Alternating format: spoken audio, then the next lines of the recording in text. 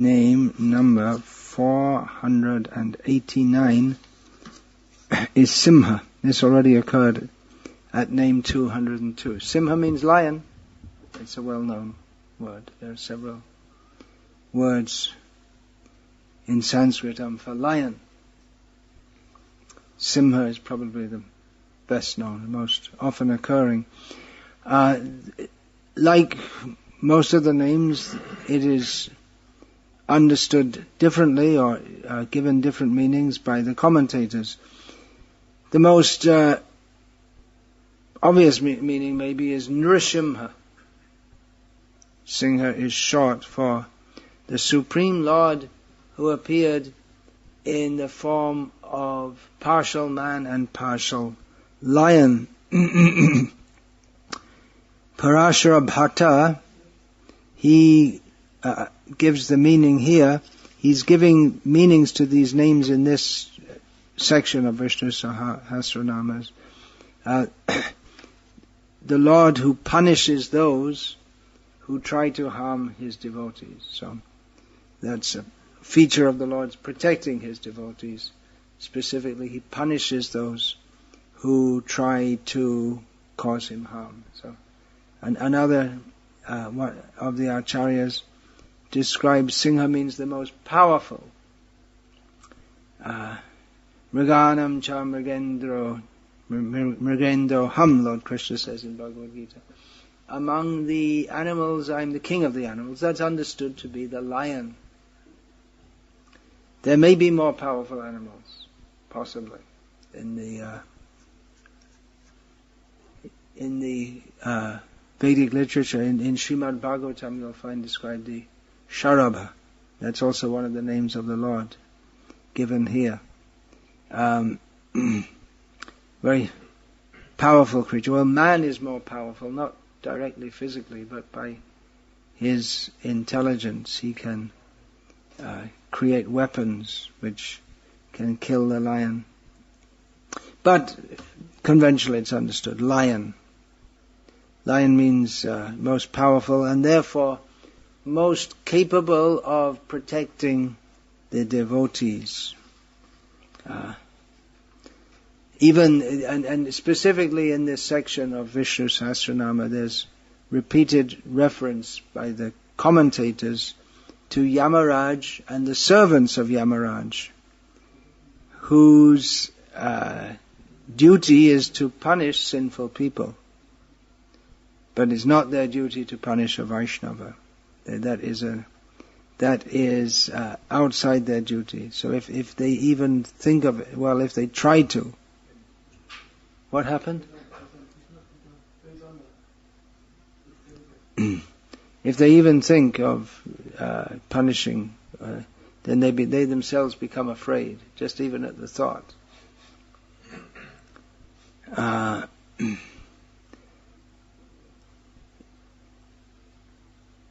Radha Krishna Shastri gives he is like the lion who gets rid of the asuras, chases them away. Satyadev Vashishta, he's one of the commentators, and he always gives, for practically every name, he gives less obvious or rather unconventional understandings. Simha means a lion. It's very simple and straightforward. But Satyadeva Vashishta will find some obscure meaning.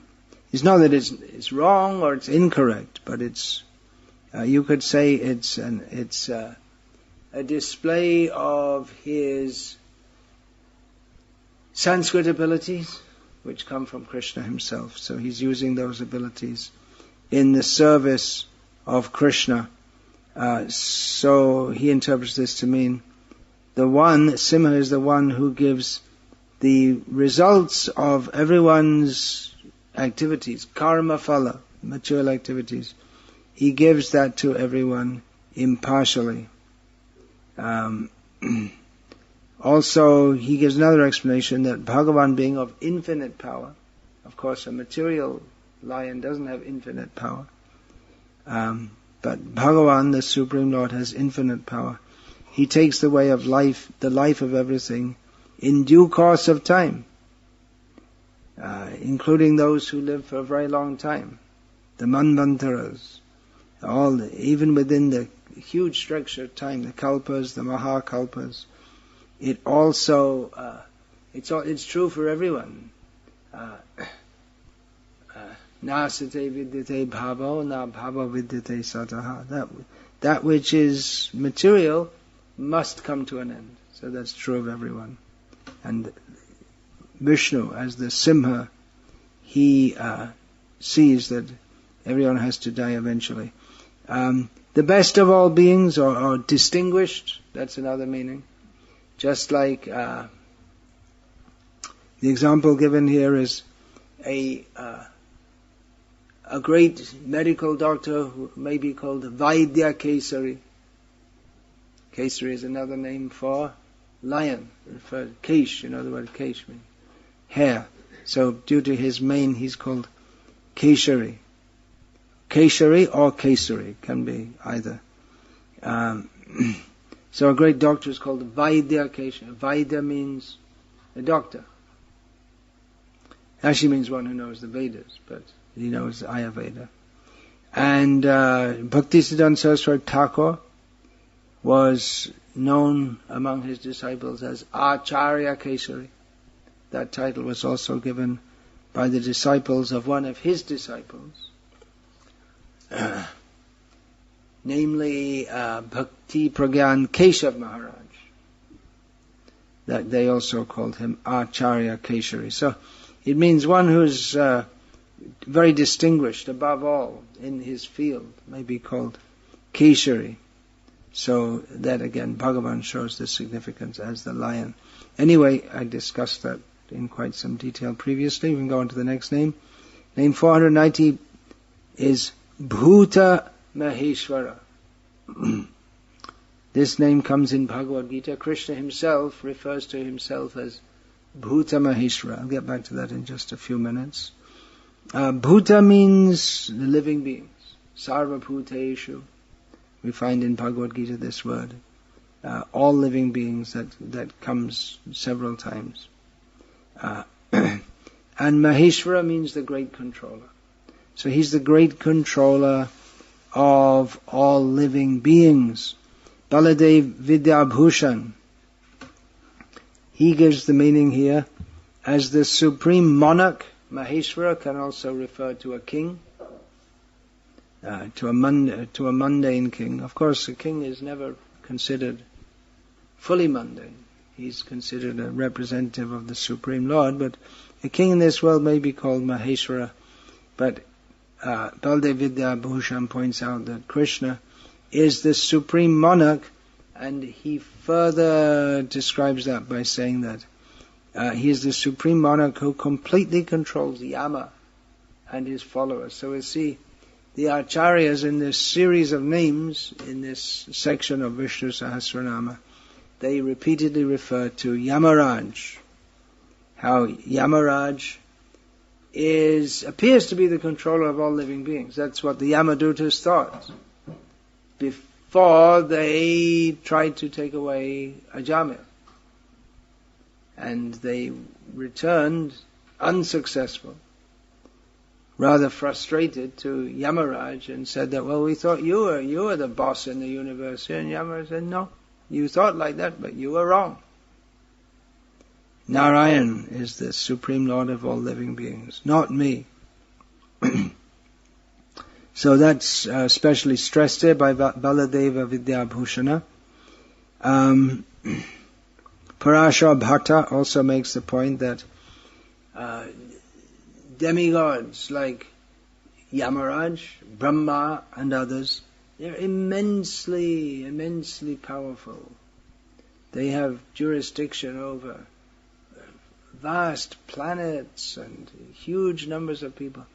But they also are under the control, or they are lorded over, they are ruled by Mahesh, the great controller. So again, we know Brahma himself says, Ishvara Parama Krishnaha That also happened, we find in the second canto of Bhagavatam is described, that Narada approached Brahma with a similar question. Well, it seems that you are the Supreme. I don't see anyone in the universe superior to you. You seem to be the Supreme, but I also see you meditating, so that means you're meditating on a higher person or principle. And then Brahma, he said, yeah, actually, you're right. Narayana is supreme, not myself.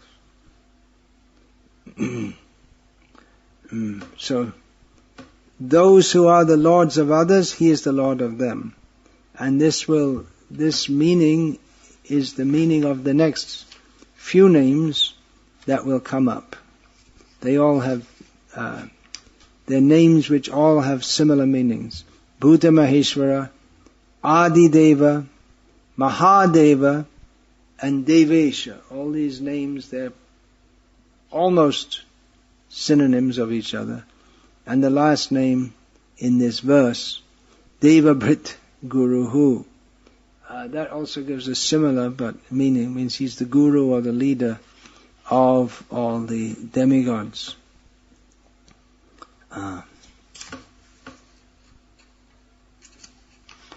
Which is quite something. If you see, the demigods are so powerful, but they're like flies before Vishnu.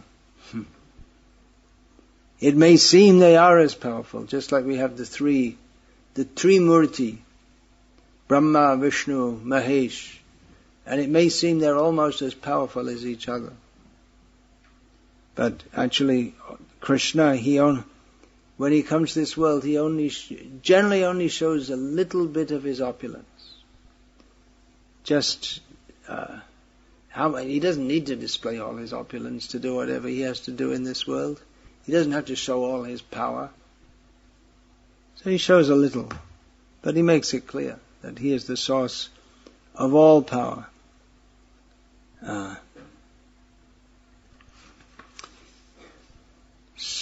So a certain Sri Vaishnava commentator says that Vishnu should, by all these names we should understand that we should not make the mistake of equating Vishnu with other gods, which is very common in what goes by the name of Hinduism. They think, well, they're all the same. And even you can make up one or two or more along the way. Sai Baba is very popular in India today. There was the fuzzy hair Sai Baba, who became the wheelchair Sai Baba, who became the dead Sai Baba. He's not so popular nowadays, but there's Shirdi Sai Baba, immensely popular. That's really nonsense. Even to worship demigods, Vedic gods, gods which are extolled in the Vedic literature, that's not very good, but it's some kind of start. But to worship Sai Baba is just complete, 100% unadulterated Maha nonsense. But even if we worship the demigods, no, we don't, but even those who do, they should understand that Krishna is by far superior. This point comes up again and again in the commentaries on the next few verses. So there are various quotations are given from Shastra. They all have more or less the same purport. That he, Narayana, is the father and lord of all living beings, including Brahma, Rudra, the various rishis, the gods, and everything else in the worlds. In the Bhagavad Gita, Lord Krishna says, Avajananti Mahmudha Manushing Tanamashritam Param Bhavamajananto Mama Bhuta mahesvarah. So this name comes in Bhagavad Gita. Krishna describes himself. He says that persons who are foolish, they do not properly know me. They may know him to some extent. They may say, well, Krishna is the son of Devaki. which is not incorrect. But they don't properly know him. And thus they ascribe to Krishna mundane qualities. They say, Krishna is the son of Devaki. So I'm the son of giving his mother's name. So it's all the same. You see, we're all the same. Maybe Krishna is a little more distinguished than myself.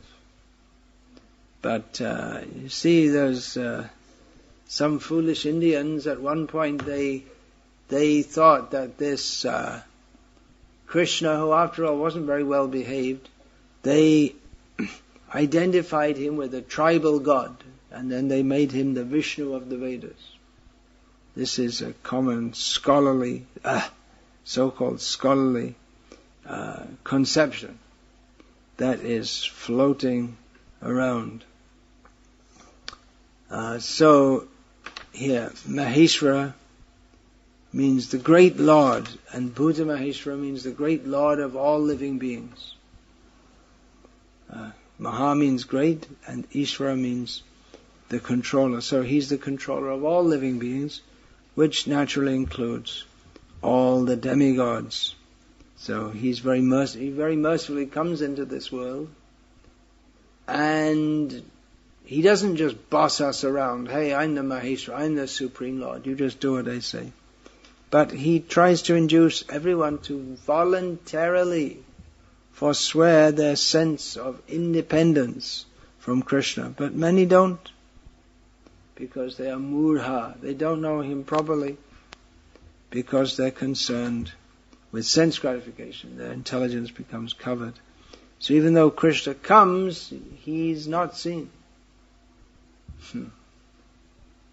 People may see him, but unless they understand him as the Supreme Lord, they don't properly understand him at all.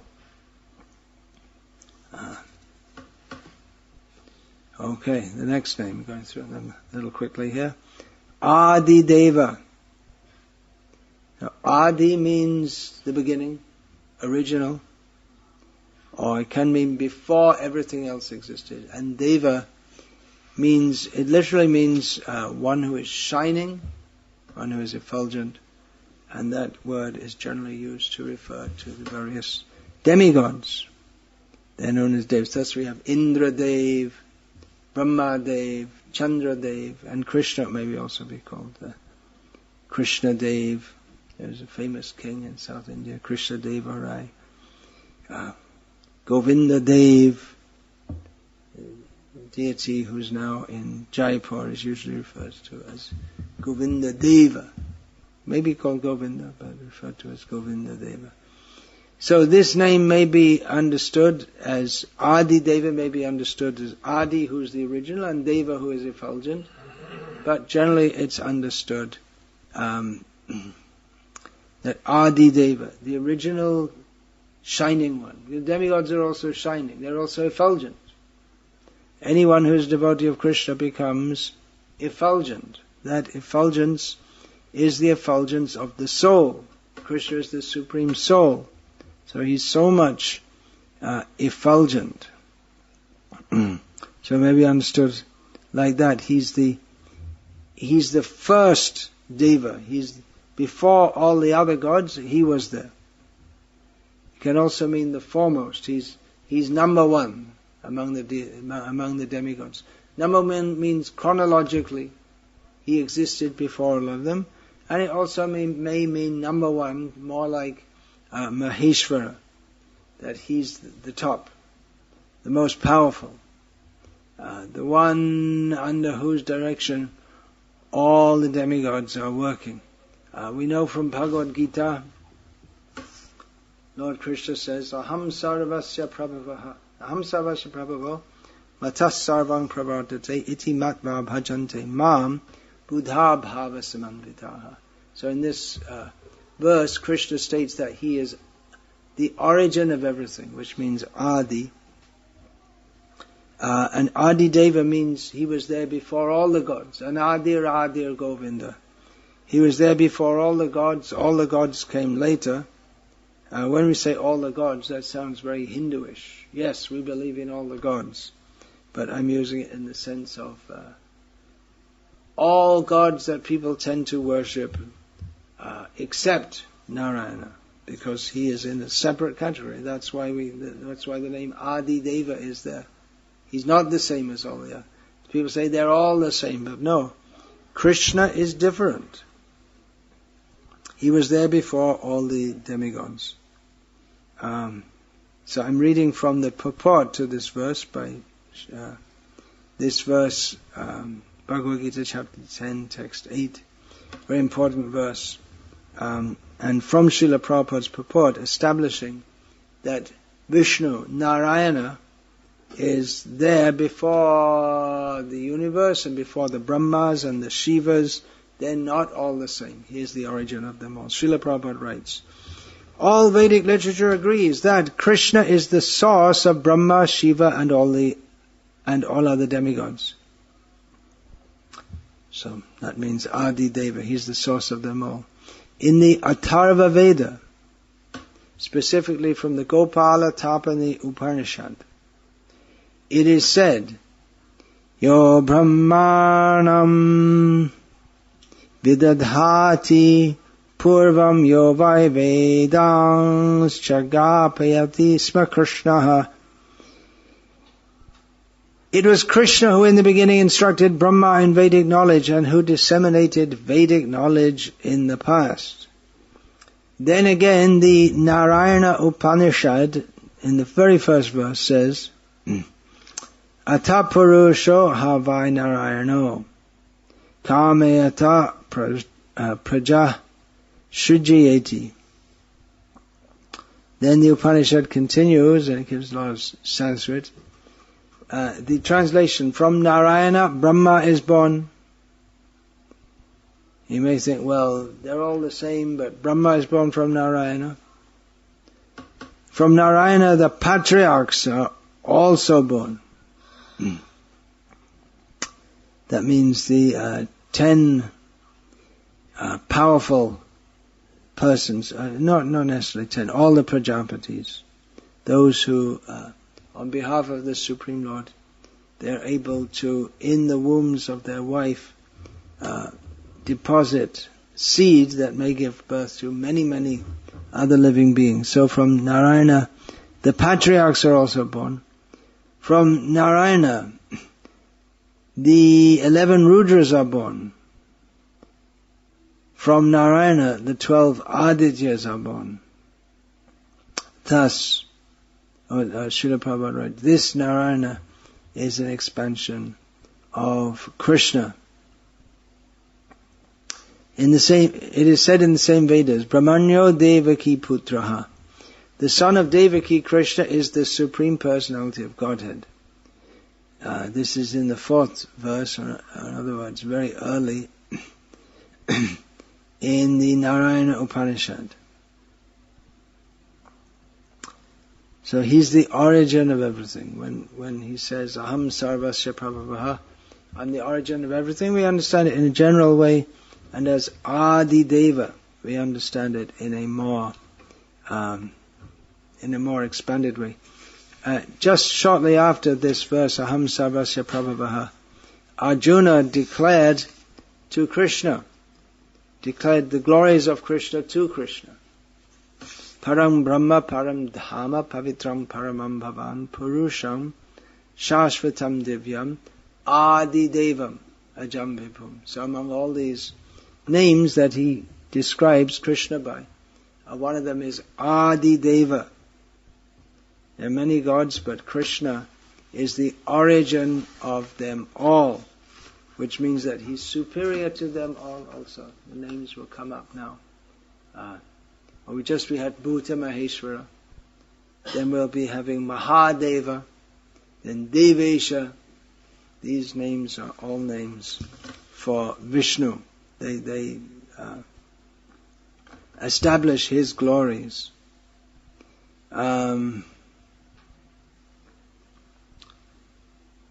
Bhagavan is the first deity that we may worship different demigods or different deities. We should know that original is Vishnu or Krishna. Satyadeva Vishishto, he gives he gives the meaning that not what we think to be at the beginning, but at the end. If he's at the beginning, he's at the end also. So Satyadeva Vishishta, he breaks up the Sanskrit somehow or other and comes up with the understanding that Adi Deva is he who swallows up the worlds at the time of Pralaya. We'll all be swallowed up. We'll all have to enter the vast womb of Narayana, unless we become Krishna conscious and go back to Godhead. So he swallows the whole worlds and everyone within them. Everything enters into him. And again, apart from those who enter into his pure devotional service.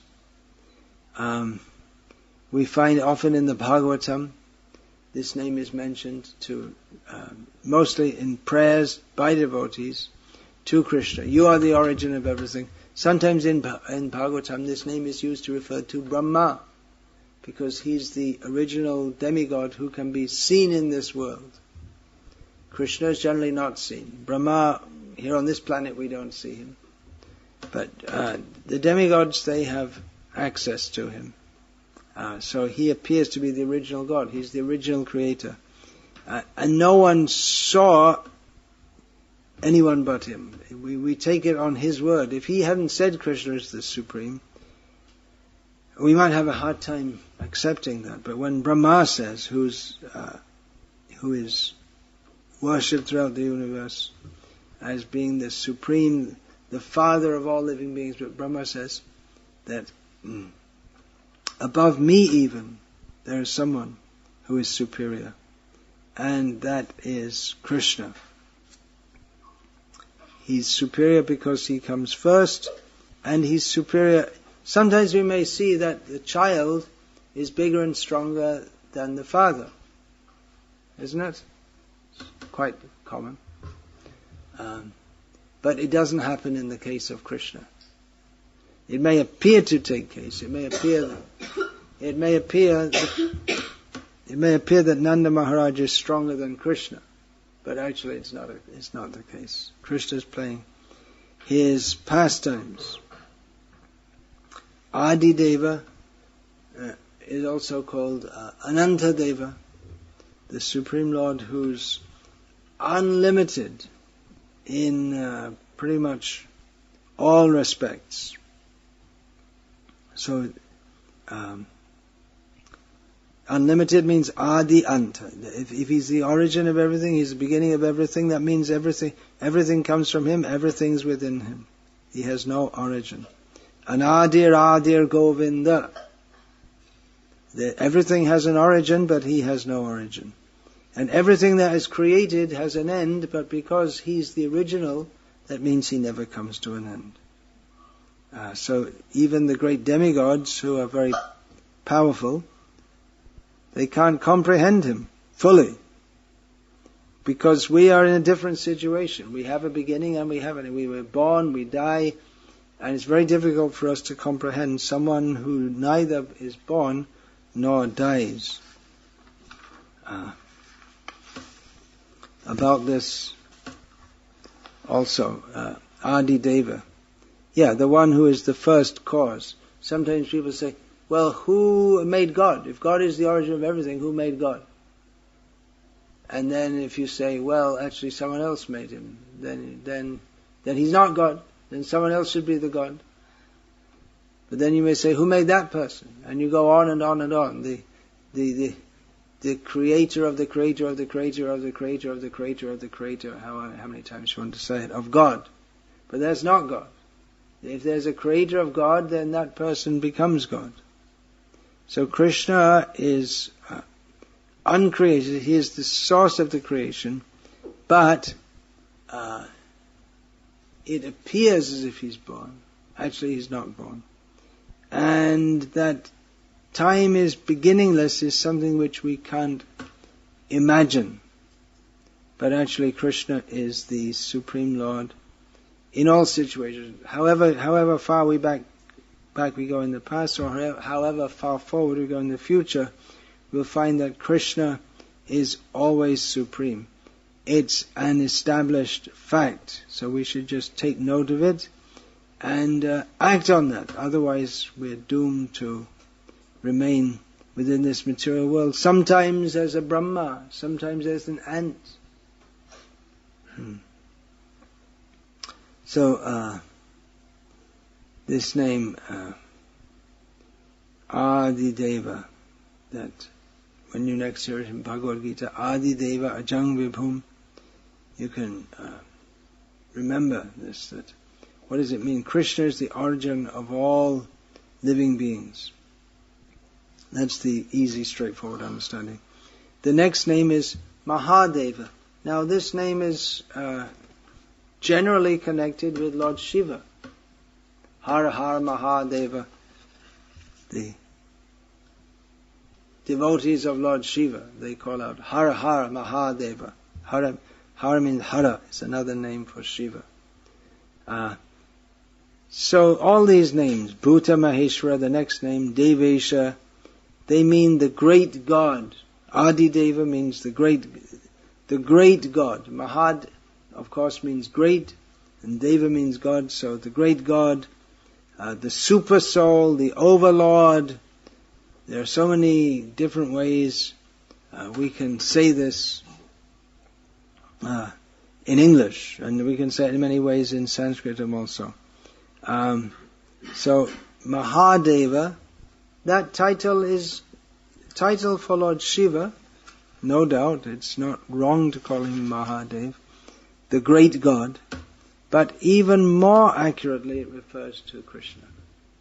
It's not improper to call Shiva Mahadev, but more accurately that name belongs to Krishna, because even Shiva gets his quality of being Shiva, of being auspicious, from Krishna. This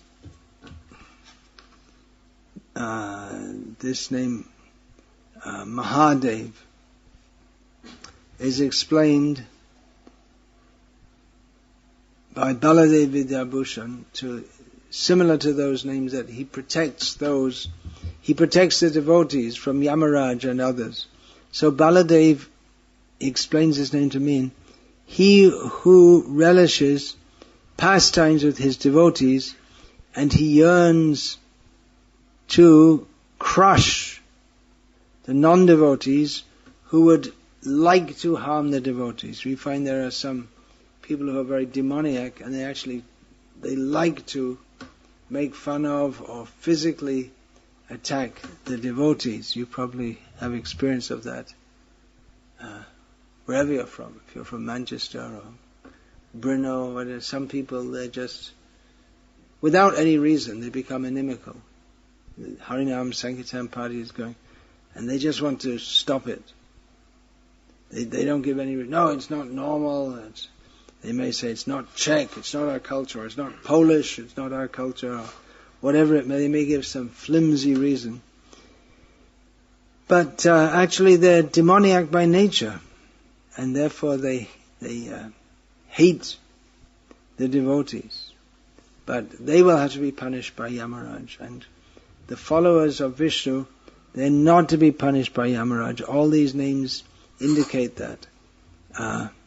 Baladev, his name very strongly gives that he relishes his association with his devotees. Devotees are very eager to be with Krishna. Srila Bhakti Saraswati Thakur used to say, "Don't try to see Krishna." Let me say, why don't try to see Krishna? Naturally you want to see Krishna, but Bhakti Saraswati Thakur said, "Don't try to see Krishna. Try to act in a way that Krishna will be pleased to see you." Krishna sees everything, in all times, in all places, in all circumstances, in 3 phases of time. But he doesn't take any special attention of even the great people of this world if they're not Krishna conscious. One may be a very great politician or businessman or whatever, but Krishna is not concerned with such people. Krishna is concerned with his devotees. So Deva can also mean a devotee. Vishnu Bhakti Smrito Daiva. Dvo Bhuto Sarge Lokesmin Daiva Asura Ivacha. Vishnu Bhakti Smrito Daiva Asuryastad Viparyaya. In this world there are two kinds of being. One is called a Deva, means a godly person. Means that, and that explanation is given. They're a devotee of Vishnu. All the demigods are devotees of Vishnu. And the Asuras, they're just the opposite. They don't like to be devotees of Krishna. They may be devotees of demigods. Ravana was a devotee, well, not really a great devotee, but for material benefit. He worshipped Lord Shiva. But even though Lord Shiva is known as Mahadev, we should know that the real Mahadev is Krishna, no one else. Mahadev also worships him. There is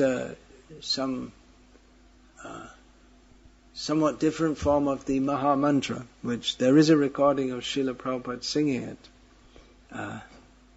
in which he sings, Brahma bole chatur mukhe Krishna Krishna Hare Hare Mahadeva pancha mukhe Rama Rama Hare Hare. Brahma chants with his 4 mouths Krishna Krishna Hare Hare. And Mahadeva, which in this context means Shiva, with his 5 mouths he chants Rama Rama Hare Hare.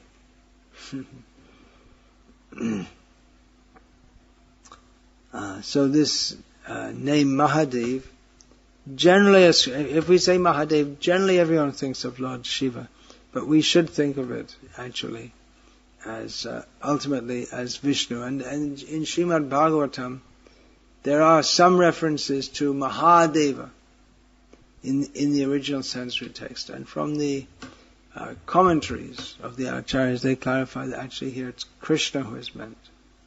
To call him Mahadev is not untrue. If we refer to Vishnu as Mahadev, people say, no, that's not right. Mahadev means Shiva. It's true, Mahadev means Shiva. He is a great God.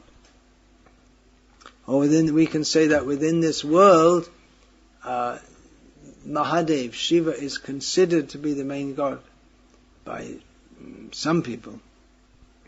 But those who actually know, they know that the greatest of all gods is none other than the Supreme Personality of Godhead known as Krishna or Vishnu. So these names, they're almost the same. You can say he's the Supreme Lord, he's the greatest enjoyer, he's the God among the gods. Just like we worship the demigods because they're so much higher than us. We don't, but some people, they worship demigods. Seeing them, they're much, much higher than us. But similarly, the demigods worship Krishna because they're devotionally inclined and they see Krishna is far, far superior to us. The demigods, they have much more intelligence than us also. So we can take it that if they're worshipping Krishna, that Krishna must be a great personality. Young Brahma, Indra, Rudra, Maruta, Stunvanti Divyai Savai. All the great demigods, they worship Krishna. So it is proper to address him by this name. This Bhuta Mahesvarah is one, or just Mahesvarah. There are so many names given here, just to demonstrate he is the greatest of all the gods. Generally, people, they have that misunderstanding that Shiva is supreme, but actually it's Vishnu. Or if we want to make this a Gauriya Vaishnava commentary, then it actually refers to Krishna. Mahadeva can also mean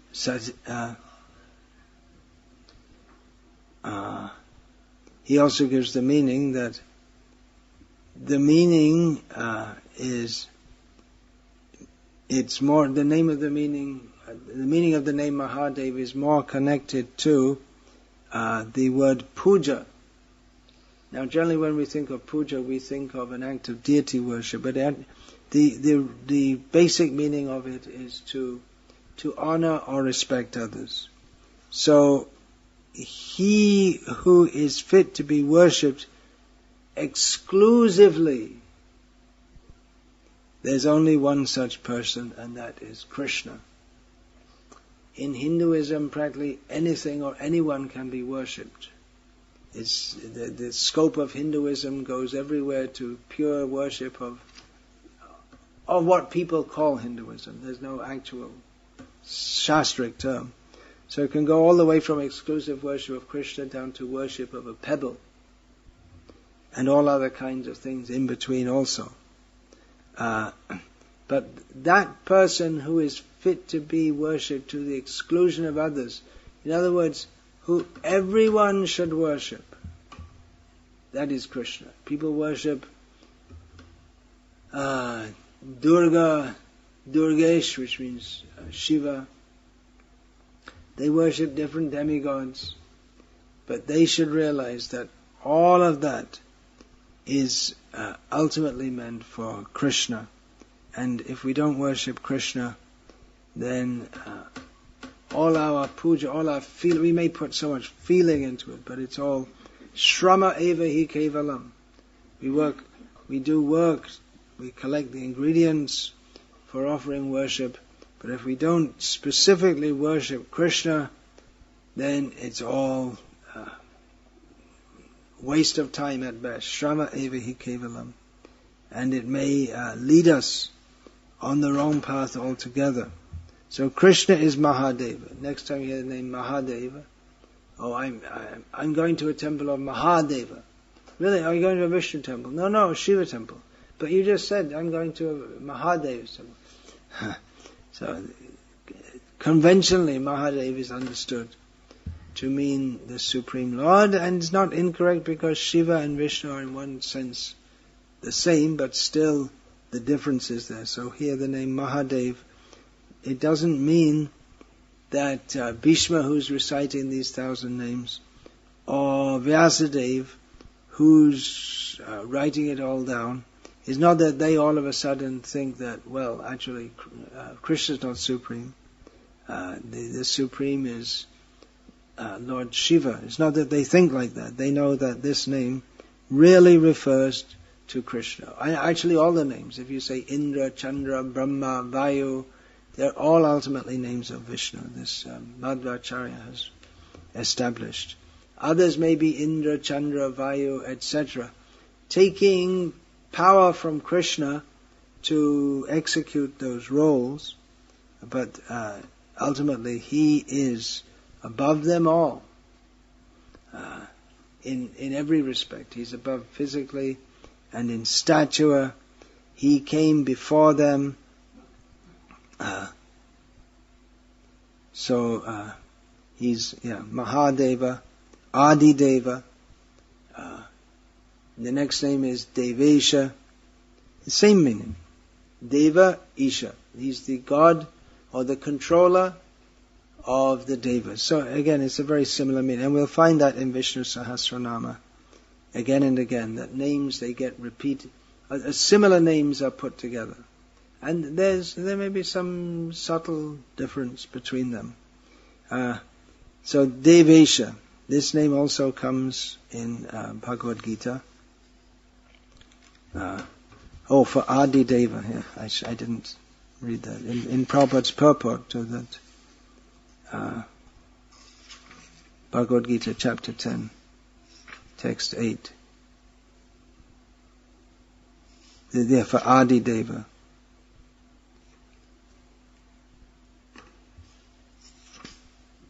The quoting from the Upanishad. I started to read it, then I didn't finish it. So, all Vedic literature agrees that Krishna is the source of Brahma, Shiva, and all other demigods. In the Atharva Veda, Gopal Tapani Upanishad, it is said, Yo Brahmanam Vidhati Purvam Yo Vai Vedangs Chagapi Atisma Krishna. So some people may say Krishna is not mentioned in the Vedas. Here it is.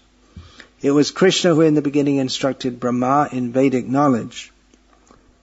and who disseminated Vedic knowledge in the past. Then again, the Narayana Upanishad says, Ata Purusho Havai Narayano Kamayata Prajaha Srijayeti.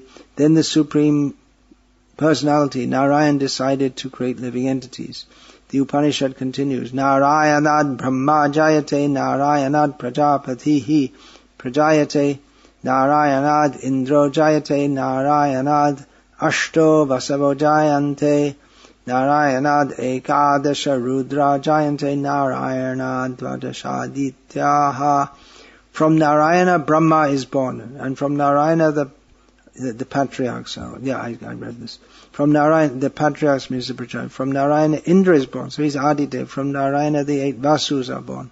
From Narayana, the 11 Rudras are born. And from Narayana, the 12 Adityas are born. This Narayana is an expansion of Krishna. That's important to understand. That Vishnu Sahasranama is ultimately glorifying Krishna, showing the opulences of Narayana, and then ultimately the Supreme Lord is a cowherd boy. Even in a position even above that of that great opulence. It is said in the same Vedas, Brahmanyo Devaki Putraha.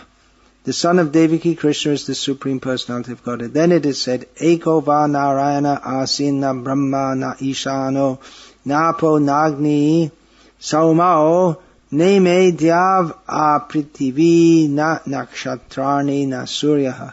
In the beginning of the creation there was only the Supreme Personality of Godhead, Narayana. There was no Brahma, no Shiva, no water, no fire, no moon, no heaven and earth, no stars in the sky, no sun. This is from the Maha Upanishad. In the Maha Upanishad it is also said that Lord Shiva was born from the forehead of the Supreme Lord. Thus the Vedas say that it is the Supreme Lord, the creator of Brahma and Shiva, who is to be worshipped. In the Moksha Dharma, Krishna also says, Prajapating charudrang chapi aham eva srijami vai tau hi mam na vijanito mama maya vimohito.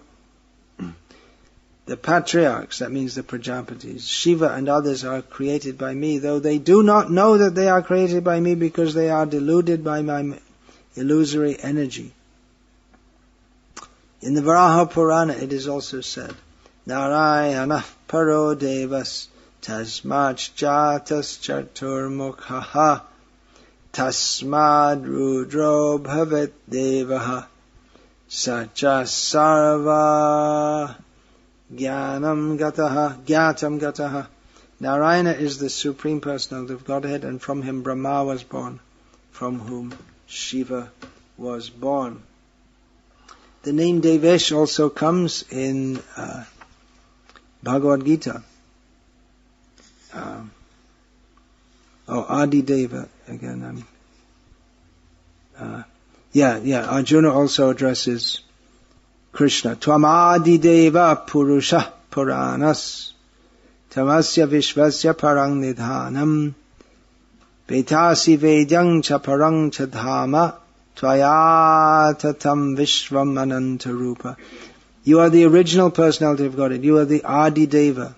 Purusha Purana, the oldest person specifically, the ultimate sanctuary of this manifested cosmic world. You are the knower of everything, and you are all that is knowable. You are the supreme refuge above the material modes. O limitless form, this whole cosmic manifestation is pervaded by you. So Adi Deva, again, Arjuna recognizes that Krishna is Adi Deva. Then Devesh, it's a fairly common name in India, even today, to give children, young boys, the name Devesah. So Arjuna also, in the upon seeing this verse which I just read is from the Arjuna after he's seen the universal form of Krishna. So also in this series of prayers he refers to Krishna as Adi Deva, also as Devesha, Dangstra Karalani Chate Mokhani Drishtvatva Kalanala Sannibhani Dishona Jane Nalabhecha Sharma Prasida Devesah Devesah. So in this verse he addresses Krishna, O Lord of Lords, O Refuge of the worlds, please be gracious to me. Lord of Lords, Devesah. Please be gracious to me. I cannot keep my balance, seeing thus your blazing death-like faces and awful teeth in all directions. I am bewildered. Then again, just after that, Arjuna, his intelligence is confused, as he himself says. Again, just after that, in another verse he says, Kasmaj chate na nemeran mahatman gariyase brahmano pyadikatre ananta devesha jagannivasa tvam aksharam sadasat tatparam yat. So Devesha, he addresses, there are several names which come up in the Vishnu Sahasranama in this one verse. Mahatma, Adikarta, Ananta, Devesha, Jagannivasa, Akshara, Sat, Asat, Param. There are several names, maybe 7 or 8 names in one verse. 7 or 8 names from Vishnu Sahasranama, Arjuna says. So in this verse he also refers to Krishna as Devesha. In the purport to this verse, Srila Prabhupada explains all these names. Arjuna is addressing Krishna as Mahatma, which means he is the most magnanimous and unlimited. No one is greater than him. All the other, the word Aksharam. Here Srila Prabhupada writes in the purport to this verse, Devesh means that he is the controller of all demigods and is above them all. So that's fairly easy to understand from the name, exactly how it happens. Not so easy to understand. Again, in this series of verses, at verse 45, in the Arjuna prays to Krishna, Adrishta purvam hrishitosmi drishtva bayena cha pravyatitam mano me tadeva me darshya deva rupam prasida devesha jagannivasa. Again he uses the word, he prays to Krishna with the name Devesha followed by Jagannivasa. So he puts these two names together, and there are many the acharyas who have comment on this name in Vishnu Sahasranama. They give many quotes from Shastra in which this name Devesha comes up. One of them explains he is the very consciousness in all the gods. He is the antara. He is the Paramatma within the heart, even of all the demigods. So, if he's the Lord of all the demigods, then it's to be understood he's also the Lord of everything else. The demigods are extremely powerful compared to us. The various demigods, they control the sun, the moon, the wind, the stars, the rain, the movements of the seasons, the mind. The various demigods, they're very, very powerful, but they're all under Krishna. So, we are under them, they are under him. This is to be understood. He is the one who assigns various jivas the post. Okay, you be Brahma, you be Chandra, you be Indra. So like this, he assigns them different posts. He's the chief executive officer of the universe. And he mostly he doesn't directly oversee what goes on. He sits there, and if there's any major problem, the various managers of the universe, they oversee. And if there's any major problem, they come and bring the problem to the CEO and says, you can't manage this? Okay, I'll come and manage it myself. So he's like that. He's overseeing everything, doesn't get directly involved, but when there's some major problem, he comes. Otherwise, he's just watching. as Vishnu, and what to speak of Krishna, who's simply enjoying, as Srila Prabhupada gave that example in the Nectar of Devotion. One German scholar, he saw all the different demigods in the temples. One of them has this weapon for doing this. Someone is overseeing the moon. Someone is overseeing the sun. Someone is prayed to for freedom from disease. And Krishna is just dancing with Radha. He must be God. Why? He's not doing anything big. He's not doing anything big means he's above that. Otherwise, why are they worshipping him? Everyone has a wife or a girlfriend. So why are they worshipping Krishna? He's worshipable because he's above the platform of all the gods. When Srila Prabhupada writes the Nectar of Devotion, one German scholar, I believe he's referring to one of his god brothers who was from Germany. And Baladev Vidyabhushan, he gives the meaning in this regard to the name Devesh. He relishes his childhood pastimes with his cowherd boyfriends and forgives the offences that they make in play. Because sometimes they may climb on his shoulder or insult him in play. But of course Krishna doesn't really forgive them because they're just playing as children. But Baladev Vidyabhushan points that out because those who are very much attached to the worship of Vishnu as the Supreme, they may get disturbed to hear of Krishna's childhood pastime. Someone is climbing on Krishna's back. You can't do that. He's God. Well, they don't know he's God. He doesn't want to be known as God in that situation. So that again shows he's above all the demigods because he doesn't have to have a godly profile all the time. He doesn't have to show, see, I'm much bigger than you. He's so comfortable in his position, he can do whatever he likes. He's not in fear of being knocked out of the post by someone else. He can play all day and night. He's so powerful, no one's going to remove him. There's no question. So, all right. And the next name, the last name in this verse, I'll speak on at midday. Krishna willing. Hare Krishna.